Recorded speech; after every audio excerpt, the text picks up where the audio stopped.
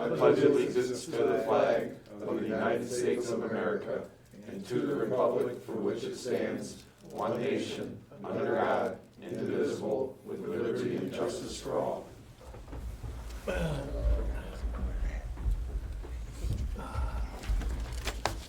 caught it. For some reason, I thought you said it's just a small question. That's all. Yeah, it's just a head cold that won't go away, man. That ended Anita up in the hospital. That shit. Well, thanks for those encouraging remarks. That's why you better stay up on it. I am. Okay, topics and agenda items for discussion only. Topics for discussion, pledge allegiance, so roll call. Bowman here, Laporte. Here. Patterson. Here. Addie. Here. Rush. Here. Fraser. Here. Honey. Here. Okay. Presentation fiscal year 2026-2027 township budget by Finance Director Campbell.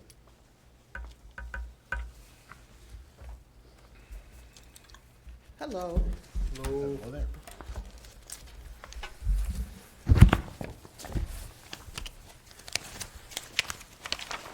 So this is just a workshop. I don't have a formal budget presentation to present to you, but I did give you copies of the framework for my budget work for the general fund, the fire fund, and the police fund. So those will be in front of you.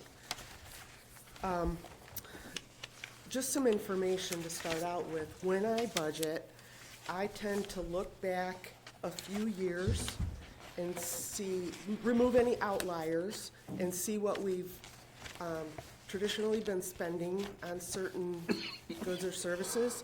Then I'll take that, I'll take a look forward, sprinkle in a little inflation, and come up with a new budget. Sometimes we know of outstanding things that are coming up. Sometimes we know it's just going to be routine or business as usual. So that helps me determine new budget figures. Budgets are basically just an educated guess, which is why they should be amended frequently. And we do quarterly budget amendments to take in any new activity, unexpected expenses or revenues, grants, things like that. Their budgets are a projection at a single moment in time. So unlike actual expenses that keep accumulating, budgets we're projecting what we're going to look like at the end of a fiscal year as far as our revenues and expenditures. One thing I just want to point out in the general fund is the revenue sharing that is just below the green lines that go across those rows.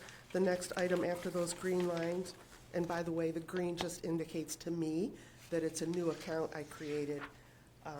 Those two are revenues for grants, so they were new this year. So the state revenue sharing is composed of two different parts. There's a constitutional portion of the revenue sharing and a statutory portion of the revenue sharing.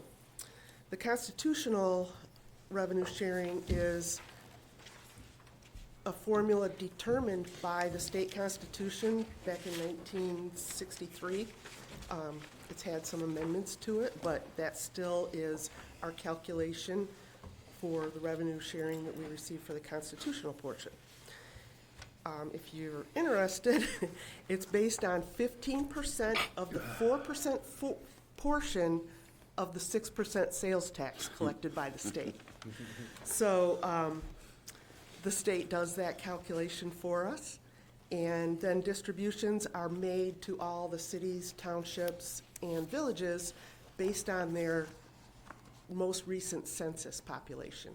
Ours was last done in 2020, and at that time we had 9,660 residents, and that'll be updated in 2030 when they do the new census.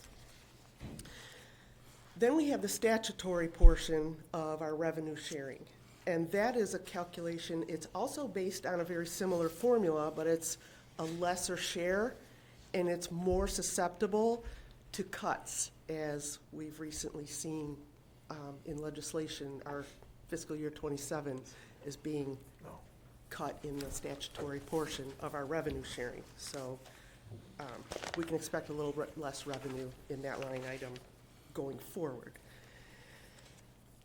Some of the things that impact our expenditures in general fund pretty significantly are healthcare.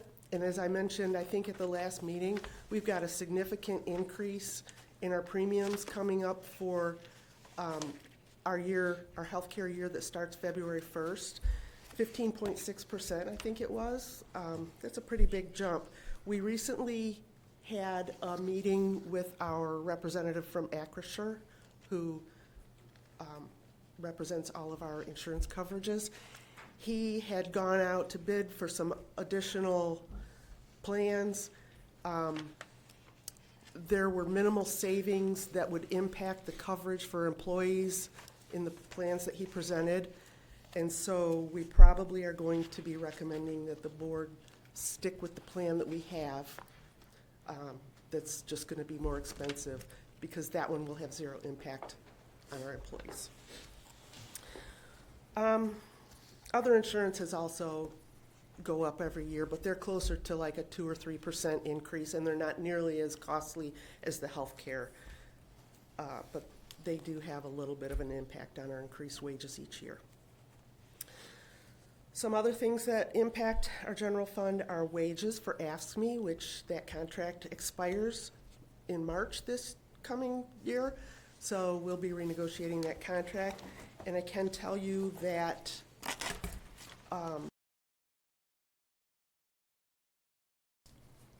had a 2% increase in the AFSCME wages. So whatever that gets negotiated to, that'll be an impact on our general fund. And when you have an impact on wages, that carries into an impact on benefits, because many of our benefits are based on a percentage of wages. So our FICA will go up, which is Social Security and Medicare combined. That's based on a percentage of wages. Pensions are based on a percentage of wages. Workers' comp is based on a percentage of wages. And another thing to consider in our healthcare costs is, one thing that keeps our healthcare costs a little bit lower is that they base our premiums on the age of every person covered on our policy. So every year, every person on our policy gets 1 year older, and they may fall into a little bit more expensive bracket. So that's another consideration for increase in healthcare. So just to explain the spreadsheets that you have in front of you, that first column on the left is basically a state-directed chart of accounts, account number we call it, or general ledger number. Those digits that you see in that long string of numbers all represent something defined by the state of Michigan, and so they have a manual that we follow that gives each of these account numbers a purpose and a name. And the next column is the name that's associated with that account number. Then I have sort of a pinkish column where I put the total expenditures of last fiscal year in that line item. The next column, I put the expenditures and revenues and expenditures as of December 2nd in that column. Then, as you know, all of our department heads were tasked with turning in budget request projections for next year. And so far, I've gotten 4 groups feedback, and those are each listed in the next 4 columns. And then the next to last column is going to contain my recommendation based on all those factors that I mentioned earlier, plus the input from the department heads.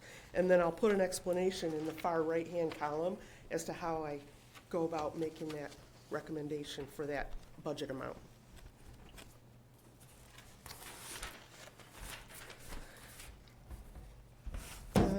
Just sticking with the general fund, when I talk about removing outliers, when I look at history, on page 2, the very first line item, election reimbursements, here's what I mean. Like, last year, we got election reimbursements of almost $32,000, but that's because 2024 had more elections and more significant elections than 2025.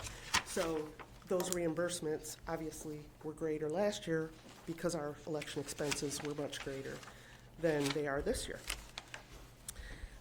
If you look at the next block down on page 2, that top line salaries, in fiscal year last that ended in 2025, we had almost 93,000 in township trustees' wages.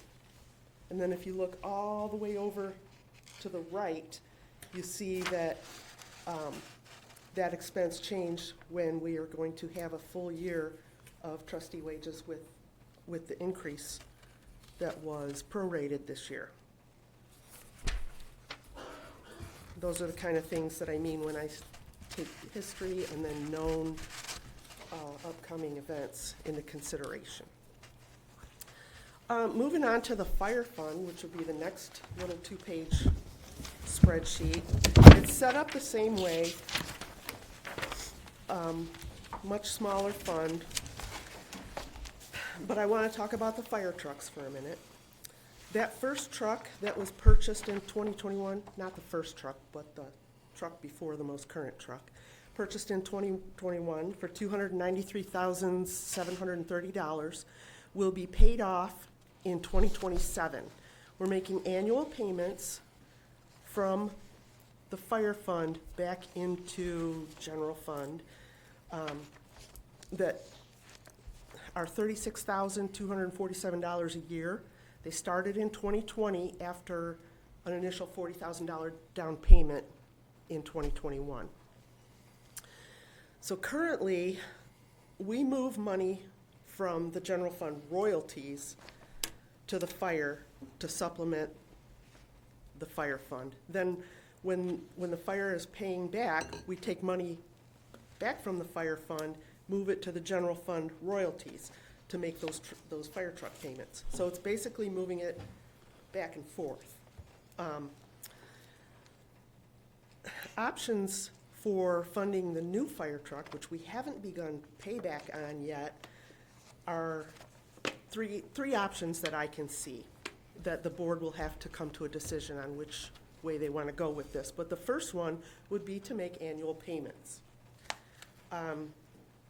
Right now, the fire fund cannot support 2 fire truck payments annually, so these payments for the newest fire truck wouldn't begin until the current payments are paid off.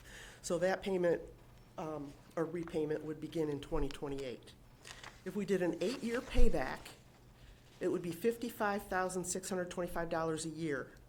The last payment would be in 2035. If we did a 10-year payback, it would be $44,500 per year, with the final payment being in 2037.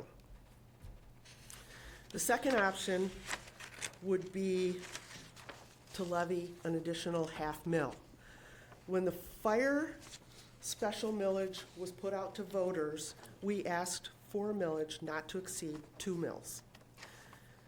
It was approved at 2 mils. We currently only levy 1.5 mils of that possible 2 mils. So we're levying less than was approved by voters right now. We are, that expires in the 2028 tax year, by the way, that millage. We talked about the Headley rollback when we did the L4029 tax levy for next year. We don't have any impact. The Headley rollback doesn't have any impact on the fire levy right now because we're under the 2 mils that we're legally allowed to collect. So we can collect the full 1.5 mil on the fire levy. 1.5 equates to about $648,000 a year, because 1 mil is about $432,000 a year. Beginning next year, we could levy 2 mills, or that would be impacted by Headley rollback, so it would actually be about 1.9994 mils, not the full 2, but that would be an additional $216,000 in revenue, for a total of $864,000 for the fire fund each year. That increased levy could allow for the 2 annual fire truck payments to be made concurrently until that first truck is paid off. So that's the second consideration, is to change the levy. And I know that has political impact, so there is a third option. The board could approve the cost of the second fire truck to be paid by the royalties revenue. And I say that because of how I explained before, we moved money out of royalties to pay for the fire truck, and then the fire pays back into the royalties, so it's just a back and forth game. So we could just pay that fire truck out of the royalties, and that would allow the fire fund to begin building a fund balance after this 2028 payment ends, and then they would be more likely to be able to afford their next fire truck out of their own fund. Are there any questions about that? Yes, and this may have to go to Chief. Oh. Do we know when the next fire truck is due? 2034 will be the tanker.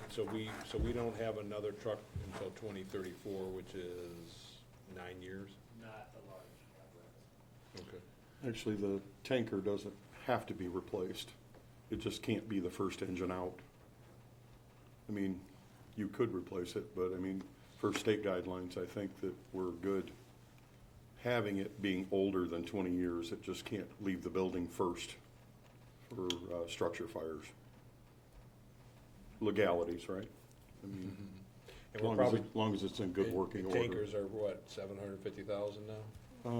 I can't remember what we paid for that one. We went to Nebraska to get it, but we got not a bad deal on it. Not what you just said, that's all, that's outrageous, but who knows where it's gonna be. I think our last one was 450.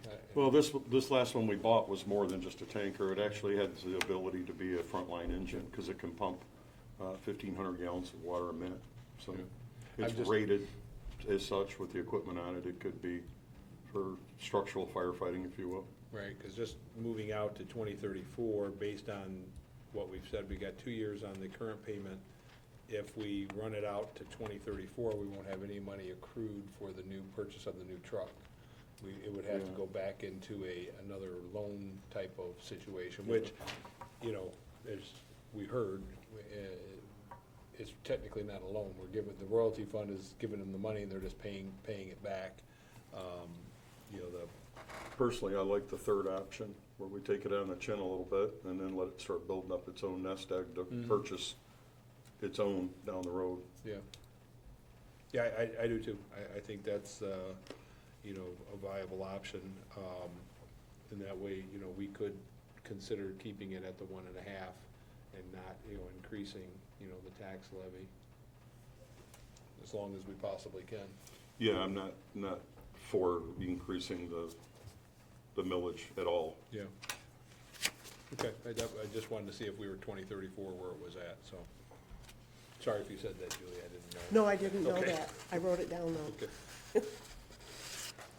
Okay, any other questions about the fire fund before we move on to the police fund?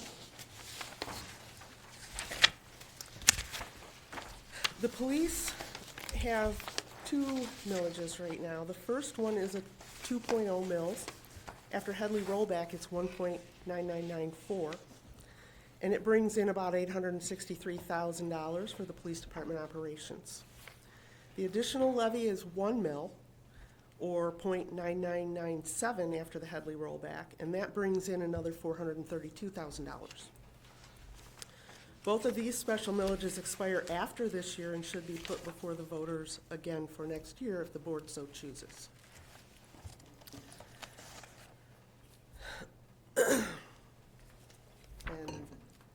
that's all I have on the fire fund so far. Yeah, They expire at the end of the year, so the renewal will be in November. This, do we have to make that? next year. Ne- 26, Yeah, November. yes, they expire in 2025, so in 2026, we would have to go out for the next millage that would start the following year. All right. Tax year and our fiscal year they don't align, so, we just, the L4029 or the tax levy request that we did back in September is for the 2025 tax year, which is our 2026 fiscal year, so that's kind of confusing, but. Okay. Anything else for police? All right, the ARPA will not be part of the fiscal year 27 budget first read because that money all has to be spent by the end of this month, which it is. It's been spent for a while now. So that fund is done, put to sleep. Has everything been booked on that? Everything is booked, but Carrie is working on a little bit of reclassification to get the cash to align with the books. If that makes sense. There were some things that didn't get booked to the right place when the bills got paid, and so Carrie's cleaning that up. She's doing a final audit on it. Okay, And she's on vacation this week, but it'll be done by next week. thank you. You're welcome. Royalties from the landfill. Currently, our revenue from those landfill hosting fees are is a little bit higher than the same time last year by about $29,000 or 2%. We've budgeted this year's revenue to be $2.195 million or $2,195,000.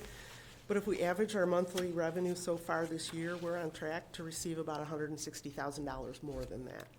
We'll see how that comes in and make amendments accordingly if we need to. The water bond. We currently have one active bond in our water fund. It has a 4% interest rate and will be paid off in 2028. After payoff, residents will no longer see that debt service fee for that particular bond on their utility bills.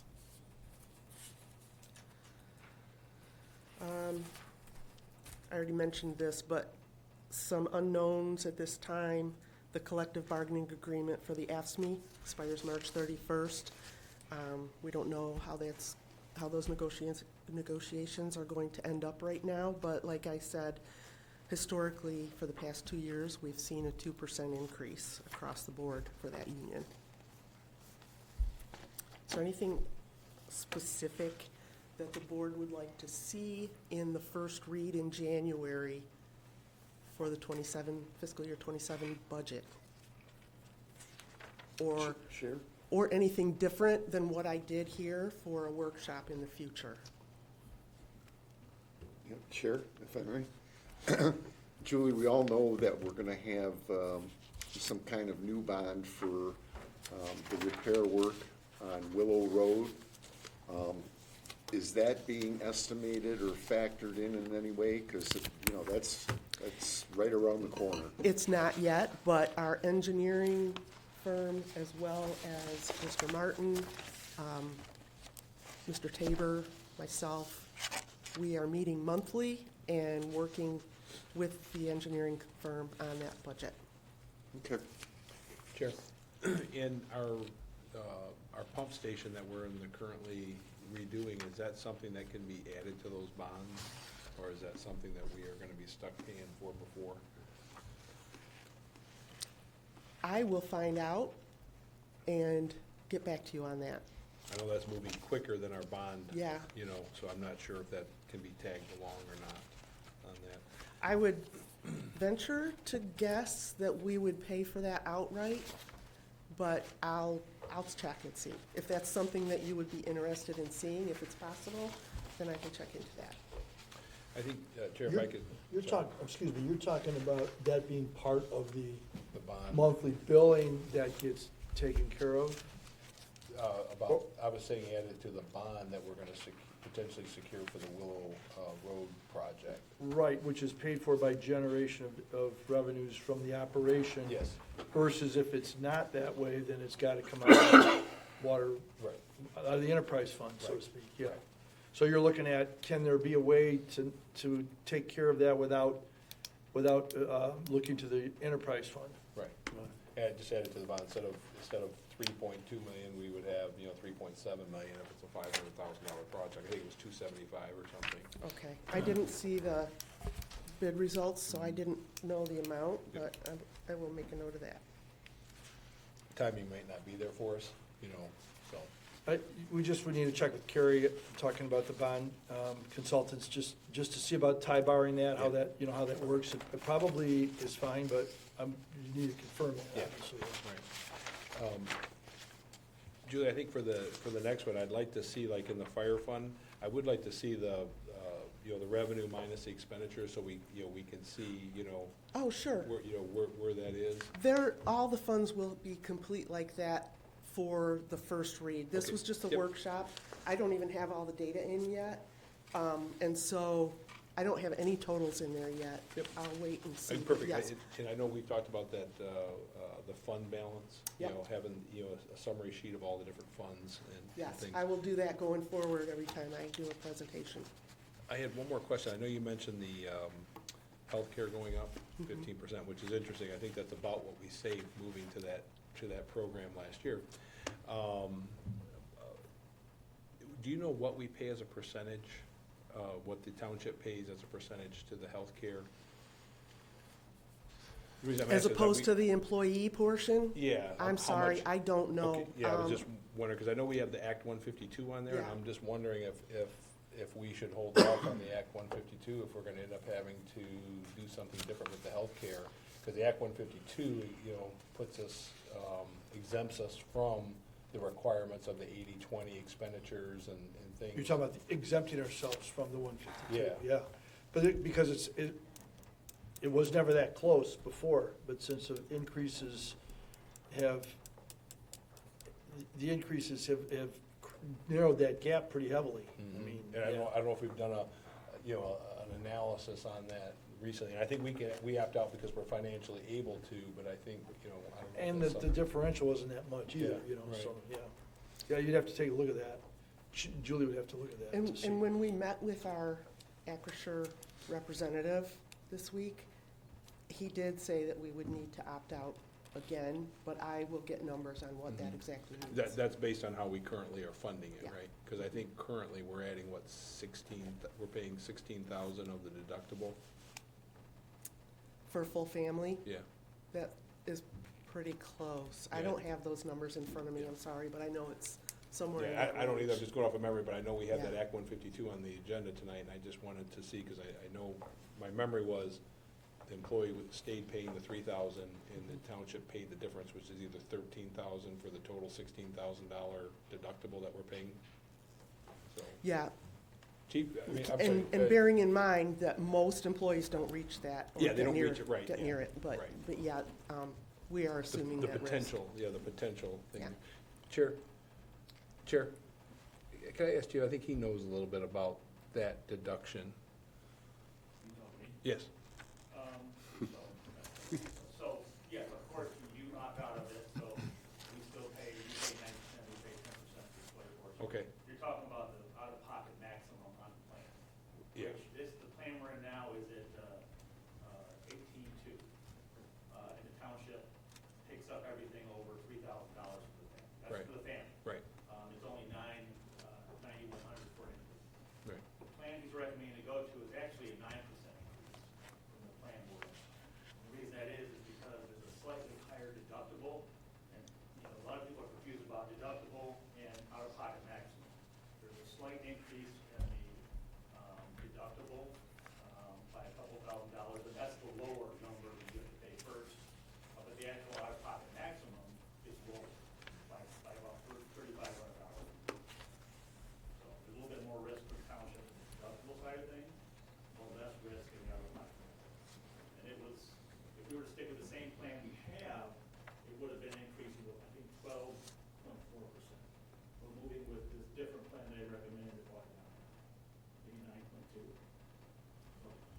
I think that percentage is still less than what the increase on the plan we had the previous year would have put us if we didn't move to this plan. The township going to the HRA model would save a lot. Yeah. A lot.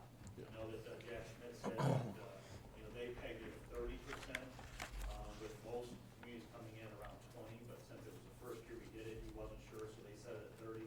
Right now, we're running at 17 or 18%. So it's better than most communities in terms of what the township pays out in the HRA, reimburse employees.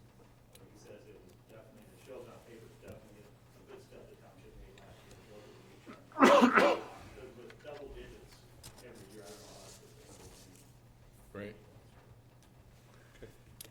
Can I just check on one thing too? Chief, the deductible and the maximum payment for employees, those are mutually exclusive, aren't they?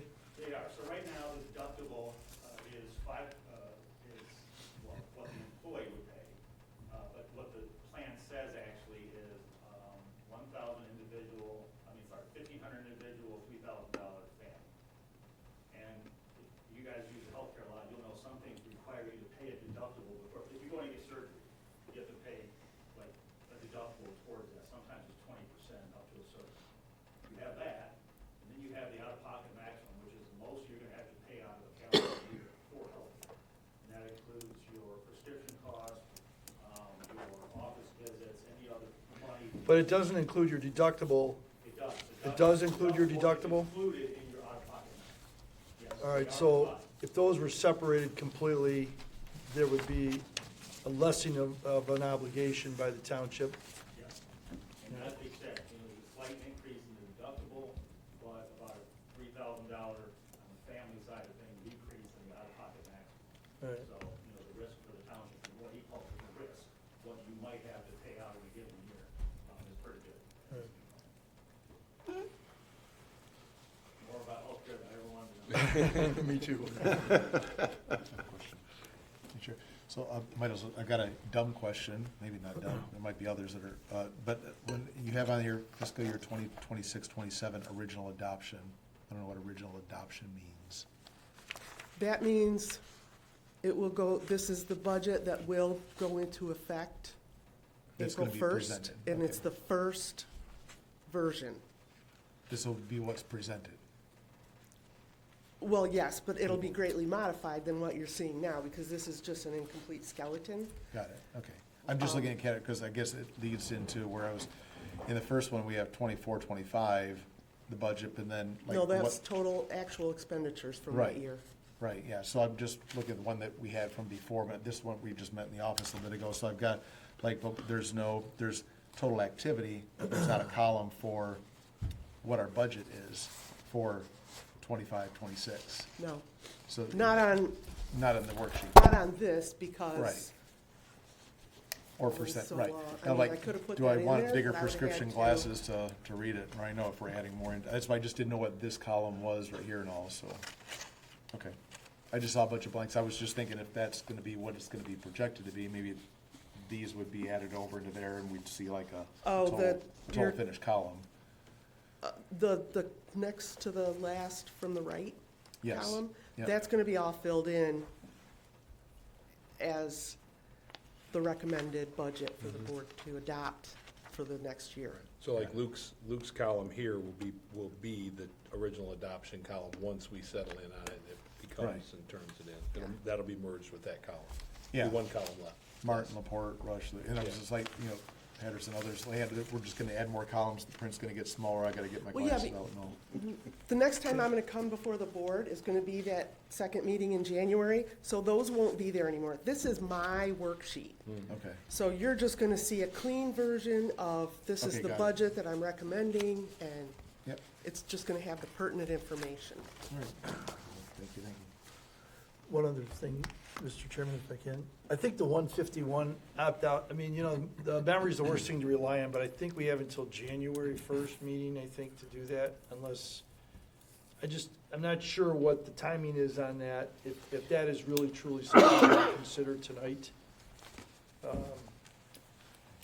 We'd have Yeah, I to just check saw, on that. when I seen that on there and, tying it in with the increase, obviously we opt out because we do a 90-10. Act 152, I think, requires an 80-20 unless you opt out. Right. And then I think also, just for informational purposes, to Ken's question, I think next year, the millage questions can go on the primary ballot, which is in August. And if that's not successful, then it would go on the general election in November, which this coming November is the midterms, so to speak. So the turnout is what it is. And then usually on those millages, we reset. It doesn't matter, because the numbers, what takes 4 years to go from 2 to 1.994 or whatever it is. So the rollback, I guess what I'm saying, is not damaged us like it did when the inflation was off the charts. You know what I'm saying? So, but we always do reset it. Right. Moving forward, and, you know. But it's- Absolutely. if there was ever a larger inflation consideration, it would be, you know. So what I'm saying is Helly isn't gonna affect us. It won't affect a new millage, Right. correct? Right. It's really not affecting the old one either, the existing one, because. By a few dollars, yeah. I mean, Nickels. Chair, if I may. So on the layout of what you presented here, I really like the idea of having separate departments on each spreadsheet. Okay, I think it's easier to read. Like Trustee Adi said, I'd like, maybe moving forward, I like the way it's presented with fire, the police. If we could break it down to like the seniors, DPW, maybe that way if somebody wanted to look at an isolated department, you could even put the clerk's office, treasurer's office. I don't Those know how much are- more work that is for you. You maybe have a, you know, a pivot table come off of a master sheet or something like that. oh, you mean in the summary, the total Yeah. summary? Yeah, I can do Yeah, that. so you can break them down in their own departments or tab them out. Yeah, in the And general fund. obviously, like Trustee Adi said, putting the percentage used on each line, like the receipts against. I can do that in, like, the budget to actual reports that I'll Yeah. do, but there's nothing to be a percentage of in the budget adoption. So you won't see. Not in any- the adoption, it would, Yeah. but When I do the budget to actual reports, that will be part but of it. once we start spending money, Yeah. after we adopt it, we'll be able to see a percentage of used Yep, of that adoption. yes, absolutely. And Julie, I know you're working on splitting the Yeah. water and sewer, having those in the enterprise funds separated like police and fire would be great too. Those will be done by the January presentation. Sorry if that put a lot more workload on you. No, It's just- It's a lot easier to, I think it, I mean, I don't know how the rest of the board feels about it. I think it's easier to read when you wanna look at the police millage Yeah. or the police fund. It's easier just to go through this as to try and flip through pages of, and try and find it. Yeah, and honestly, Excel is a really good friend of mine, so it's not difficult at all. Surprised nobody's named their kid Excel, you know? Maybe they have, I They don't know. might have, right? But I don't have any other questions, Chair? Chair, if I may. Julie, how are we doing with the different departments meeting the deadline of December 15th Well, to you get their see- information? You see on that general fund, I've heard back from 4.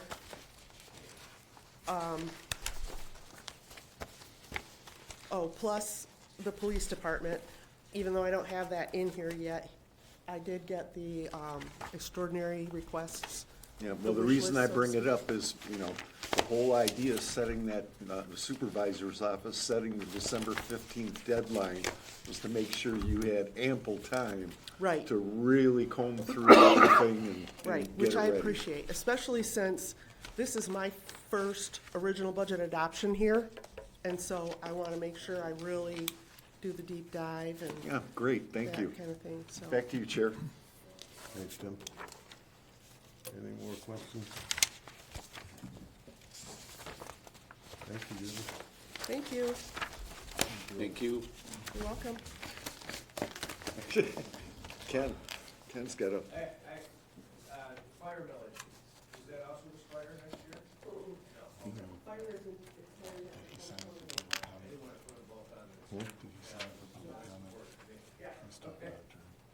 I can go up and sit in the audience if you want. Was that public comment from Ken? Yeah. Okay, all right. I'll make a motion to adjourn. Motion to adjourn. then. Support? All in favor? Aye. Aye, motion carried. Sorry about the